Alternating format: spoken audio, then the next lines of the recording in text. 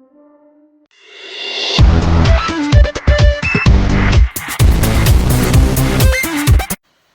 บายดีทุกคนสบายดีมาพบกับซองยับอเวิร์นเส้นเดิมเส้นเคยวันนี้ขอกาสิพาทุกคนไปเบิ่งไปส้มการหากินตามธรรมชาตินี่แหละหาหน่อไม้หน่อตอกเนาะ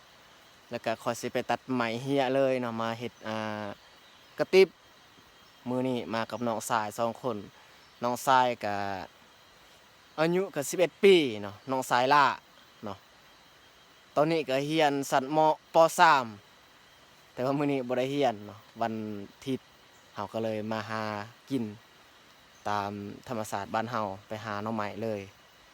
โอเคไปติดตามกันได้เลยเนาะสวัสดีทุกคน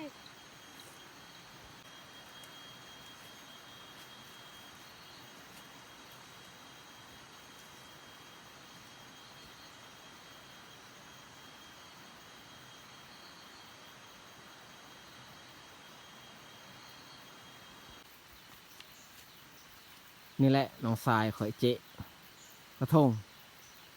อาจสิไปเก็บหน่อไม้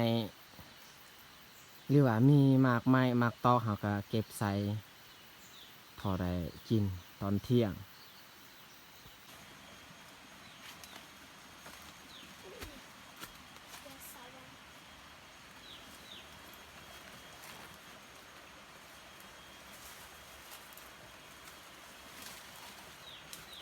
น้องสายข่อยดุได้เพิ่นลาว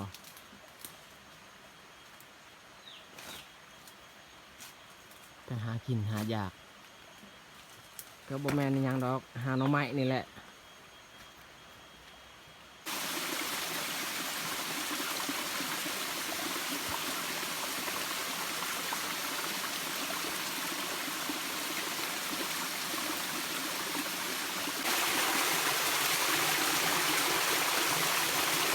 ย่างไก่อยู่เทิงคนแรกบอลเฮาสิไปหาตัดไม้เหี้ยเฮาสิเฮ็ดกระติบสารกระติบ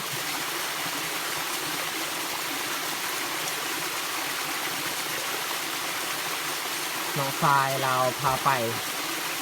เพราะว่าคอยจะไม่เคยมาทางนี้เนาะ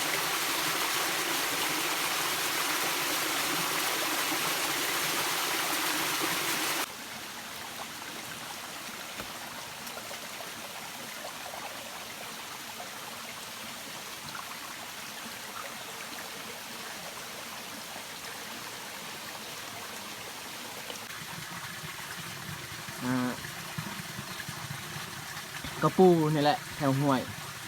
หรือว่านี่ยังแถวห้วยจากราชใดหรือบ่เราบ่ฮู้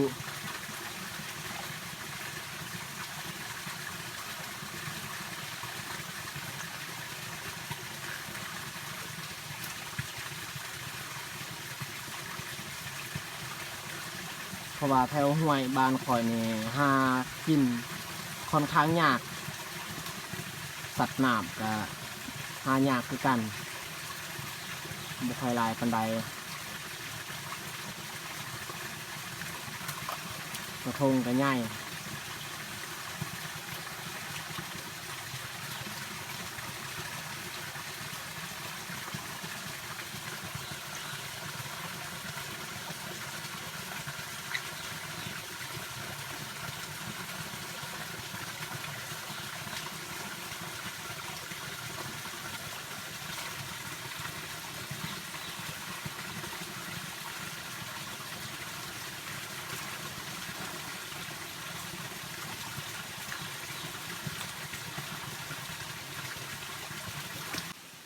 นี่หน่อไม้เอาหักเลย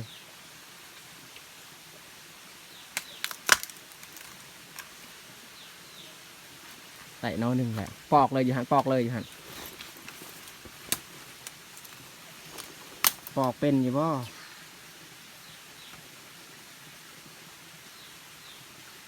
อาไปประมาณเปล่า อย่าละปะสันดูปอก ดอกกระติกเอา ตัดเลยอยู่ลุ่มมาเด้อ หน่อไม้พุ่งตัดไว้อยู่นี่กองไว้อยู่นี่จะหน่อยถอยปอกเอง ตียาซาว อย่าจับตัดเทิงอีกอยู่เทิงอีกพูนอยู่เทิงอีก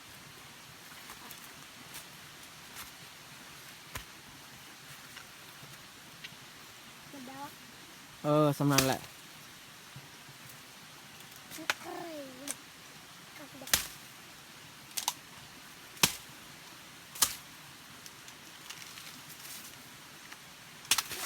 เออจะน้อยปะอยู่นี่แหละคอยปอกเองตัดใบเลย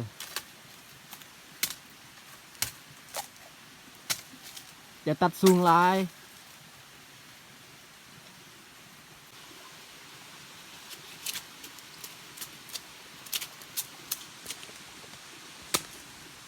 ยังอ่อน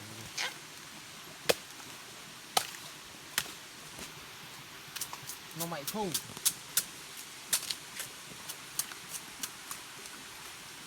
ใครเคยกินน้องใหม่ทุ่งครับ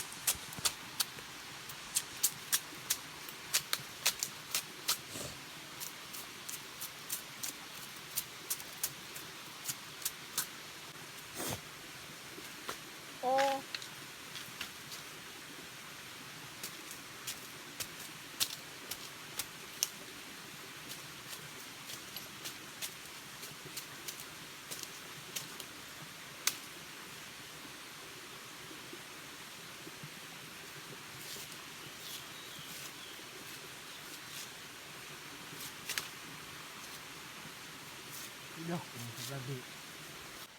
หักเลยหั่นกองนี่กองไว้อยู่นี้จะหน่อยมาเอามาปอก มันดอก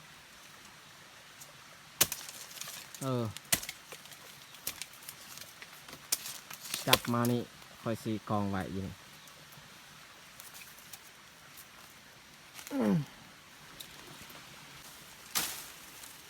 หั่นหน่อไม้ตัดเลยโอ้ล่มจังนะ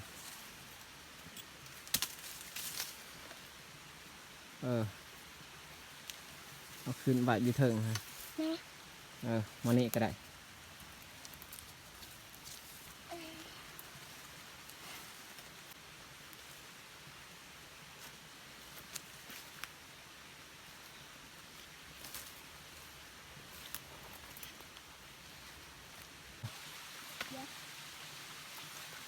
ยะ อืม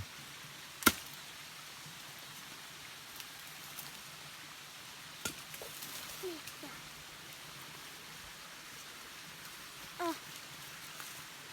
ป่าอีกทันแหละ เจ็บ เบิ่งไปเบิ่งทางนั้นยังมีก่อ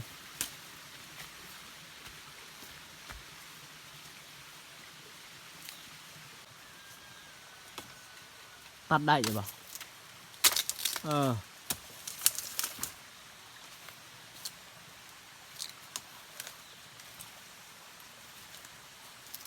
มานี่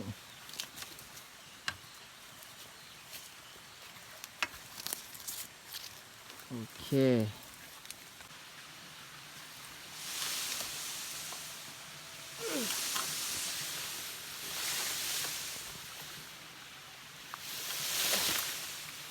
มันบ่ยาวลำมัน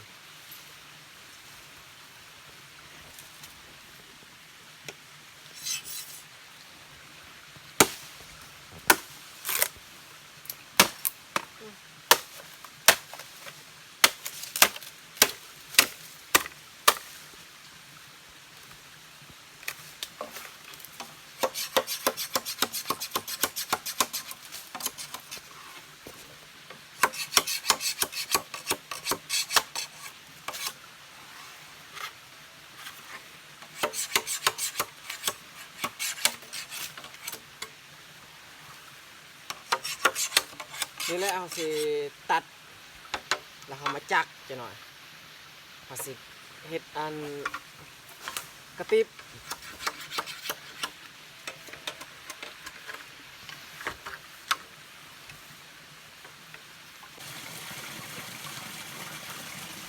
นี่แหละหน่อไม้ที่เฮาหาเนาะพอได้กินตอนเที่ยงสับน้ำเฮาบ่ได้เอาแต่หน่อไม้นี่แหละเมื่อ เขาสิปอกอยู่นี่แหละ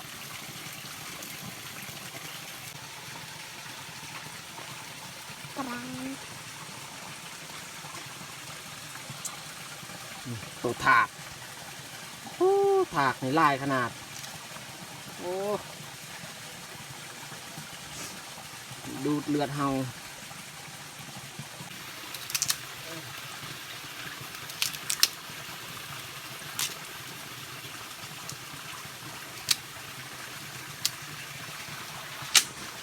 ปอกเปลือกมันออก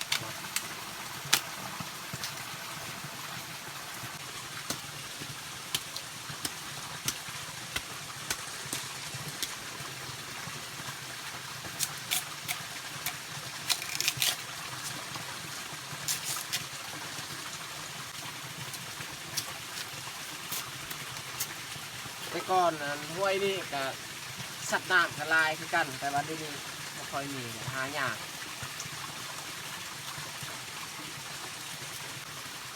นี่แหละหน่อใหม่ที่เฮาหาได้ในมื้อนี้ตอนเช้ามื้อนี้6-7 หน่อแล้วพอได้กินตอนเที่ยงเนาะพอปอกเรียบร้อยแล้วเอายัดใส่ถุงเลยนะครับเอาแต่กลับเมื่อในบ้านนี้เนาะ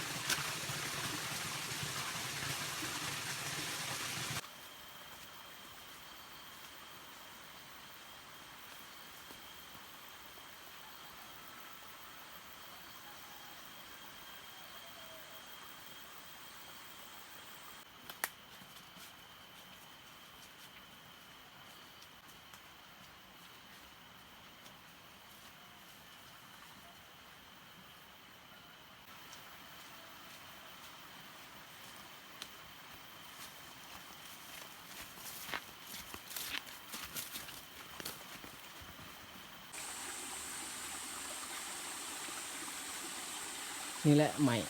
คือเราตัดเราจะเห็ดกระติบเข่าพี่น้องตัดเอามาจากป่าแล้วก็มาจักอยู่บ้านนะสารเป็นกระติบ